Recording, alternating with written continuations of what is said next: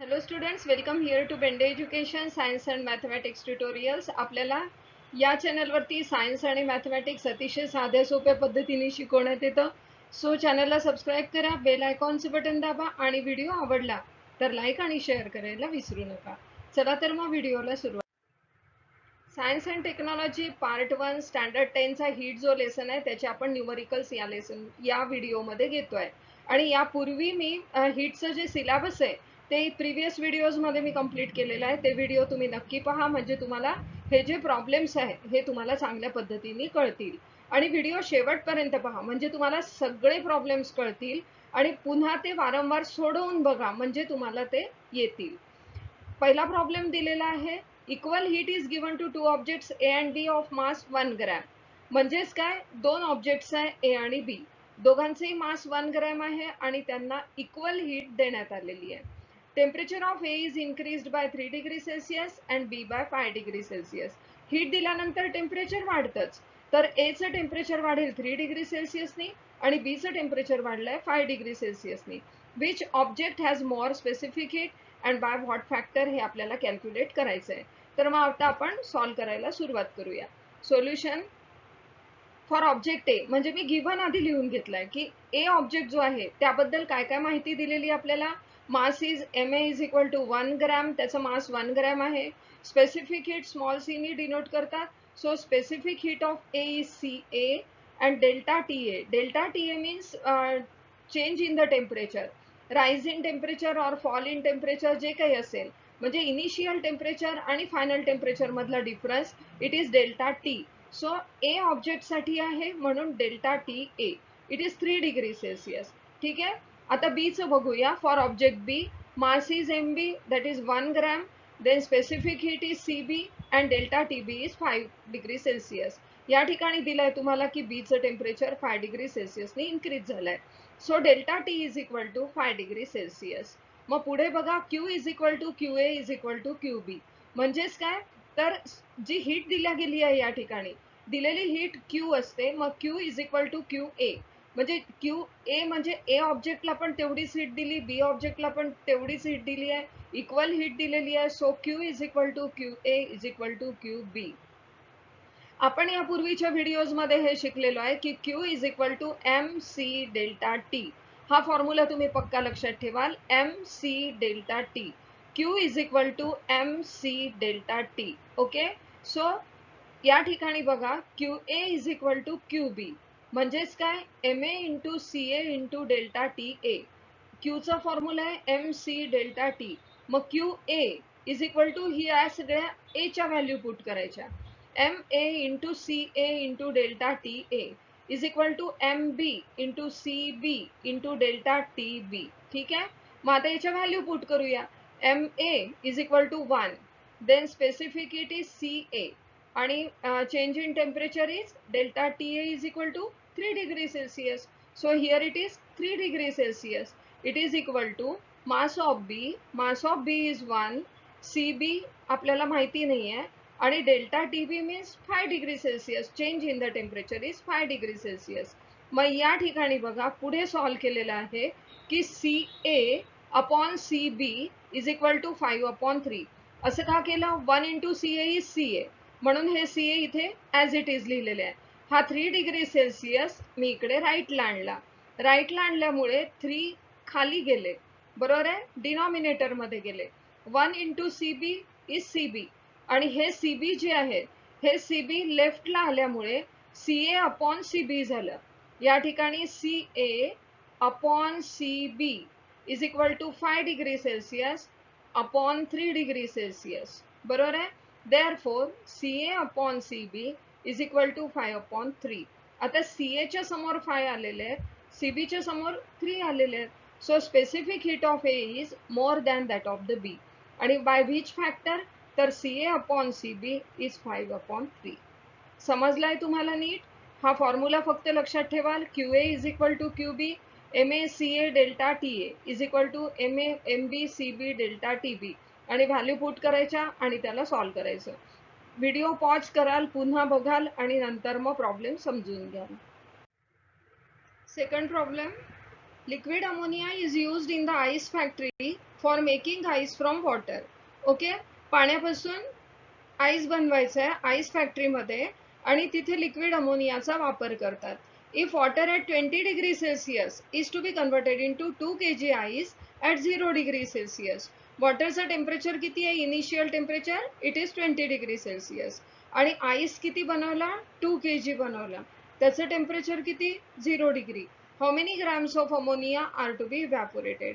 किती अमोनियाचा वापर झाला हे आपल्याला कॅल्क्युलेट करायचं आहे. Here latent heat of vaporization of ammonia is 341 calorie per gram. चला तर मग सुरू करूया. सोल्युशन. आईस साठी काय काय गिव्हन आहे ते बघा. Mass of ice 2 kg. बरोबर आहे. डेल्टा टी आईस म्हणजे delta T I. Delta T म्हणजे काय? Temperature change. काय काय टेम्परेचर चेंज आहे? तर वॉटर फॉर्म मध्ये असताना ते 20 डिग्री सेल्सिअसला होतं आणि त्यानंतर आईस मध्ये कन्वर्शन केलं त्यावेळेला ते 0 डिग्री सेल्सिअस झालं. So delta T I is equal to 20 degree Celsius. CI is the ice ची specific heat capacity. It is 1 kilo calorie per kg degree Celsius. ही जी स्पेसिफिक हीट कॅपॅसिटी असते ही जर तुम्ही किलो कॅलरी लिहिलं तर खाली kg लिहावं लागतं आणि वर जर कॅलरी घेतलं तर खाली तुम्ही ग्रॅम्स घेऊ शकता. म्हणजेच काय? तर CI is equal to 1 kilo calorie per kg degree Celsius और 1 calorie per gram degree Celsius. ठीक आहे.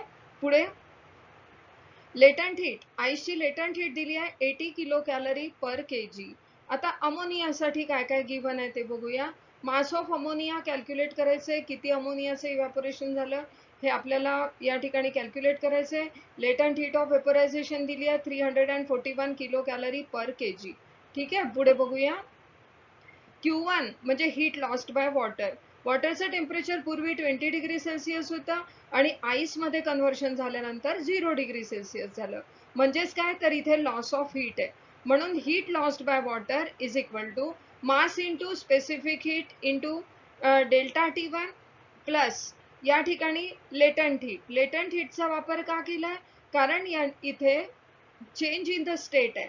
म्हणजे वॉटरचं कन्वर्शन आईस मध्ये झालंय म्हणून या ठिकाणी MI/LI चा वापर आपल्याला करावा लागेल. ठीक आहे. Heat lost by water is equal to mass into specific heat into delta TI plus mass into latent heat. मग मास हे काय काय दिलेलं आहे ते बघा आता. मास 2 kg गिव्हन आहे आणि लेटंट हीट आहे 1 kilo calorie per gram degree Celsius आणि डेल्टा TI ची व्हॅल्यू 20 डिग्री सेल्सिअस. ही इथे आपण लिहिलेले आहेत या सगळ्या value. Mass into delta T आहे इथे. CI ची पण व्हॅल्यू आहे. हे सगळे मल्टिप्लिकेशन मध्ये घेतले प्लस 2 kg म्हणजे mass multiplied by 80 kilo calorie per kg. ठीक आहे. आता पुढे पहा. या ठिकाणी 2 मल्टिप्लाइड बाय 1 म्हणजे 2 1 जा 2 आणि मल्टिप्लाइड बाय 20 म्हणजे 2 into 20 it is 40. So here it is 40 आणि 2 मल्टिप्लाइड बाय 80 हे झाले 160. 160 या ठिकाणी लिहिले आपण. 40 plus 160 it is Q1 is equal to 200 kilo calorie. समजलाय तुम्हाला नीट? या ठिकाणी हीट लॉस्ट बाय वॉटर. किती हीट लॉस्ट केली कसं काढायचं? Mass into specific heat into change in the temperature plus mass into latent heat. या ठिकाणी चेंज इन स्टेट असल्यामुळे आपल्याला लेटेंट हीट तिथे ऍड करावी लागेल. ठीक आहे. मग Q1 is equal to 200 kilo calorie. पुढे बघा. Q1 is equal to 200 kilo calorie इथपर्यंत आपण कॅल्क्युलेशन्स केलेले आहे म्हणून ते परत इकडे घेतलं मी. Q2 is equal to heat absorb by ammonia. Heat absorb by ammonia it is mass into latent heat. बरोबर आहे. मग आता इथे Q2 is equal to mass into 341 kilo calorie per kg. कारण अमोनियाचं लिक्विड अमोनियाचं इव्हॅपोरेशन झालंय म्हणजे चेंज इन स्टेट आहे म्हणून आपल्याला मास मल्टिप्लाइड बाय 341 इथे आपण घेतो आहे. पुढे by principle of heat exchange. Principle of heat exchange काय सांगते? Q1 is equal to Q2. बरोबर आहे. म्हणजे Q1 किती होती आपली? Q1 होती 200 kilo calorie. 200 kilo calorie is equal to mass multiplied by हे अमोनिया आहे. Mass of ammonia multiplied by या ठिकाणी स्पेसिफिक हीट ऑफ अमोनिया. म्हणजेच काय? तर 200 kilo calorie is equal to mass into specific heat. इथे हा कॅपिटल ए जे आहे ना हा चुकून आलेला आहे. 200 kilo calorie is equal to mass into specific heat. Therefore mass is equal to हा जो 341 आहे हा आपल्याला लेफ्टला न्यावा लागेल, म्हणजेच तो डिनॉमिनेटर मध्ये जाईल, म्हणजे 200 divided by 341 kilo calorie per KG. हे इथे किलो कॅलरी कटतील केजी अपॉन मध्ये आहे इथे खाली, तर हे वर येईल, म्हणजे जे काही इथे मास निघेल ते किलोग्रॅम मध्ये निघेल. हे डिव्हिजन जे आहे 200 डिवायडेड बाय 341 हे मी इथे तुम्हाला करून दाखवलेलं आहे. 341 डिवायडेड बाय 200 इथे फक्त 200 घ्यायचे, मग झिरोनी म्हणजे 200 ला भाग जात नाही म्हणून या ठिकाणी डिव्हिजन होऊ शकत नाही, म्हणून झिरोचा भाग दिला पहिल्यांदा, झिरोचा भाग देऊन इथे एक झिरो वाढवून दिला, म्हणून इथे 0.5865 असं उत्तर येत आहे याचं. तर हे 5 नी पहिल्यांदा डिव्हिजन केलं 1705 आले, उरलेलं इथे लिहिलंय. या पूर्ण बॉक्स मध्ये मी डिव्हिजन तुम्हाला करून दाखवलेलं आहे. So mass of ammonia evaporated is equal to 0.5865 kilogram. आणि हे किलोग्रॅम मध्ये असल्यामुळे ग्राम मध्ये आपल्याला कन्व्हर्शन करायचं आहे. सो ग्राम मध्ये कन्व्हर्शन करताना पॉइंट आपल्याला 3 घरं पुढे न्यावं लागेल, 1000 नी मल्टिप्लाय करावं लागेल, म्हणून 586.5 ग्रॅम. हे झालं final answer. Mass of ammonia evaporated is 586.5 gram. ठीक आहे, तुम्हाला समजलाय नीट? पुन्हा पुन्हा व्हिडिओ बघा आणि प्रॉब्लेम्स पक्के करा. ओके, इथे आपण लिहून ठेवला आन्सर 0.586 किलोग्राम.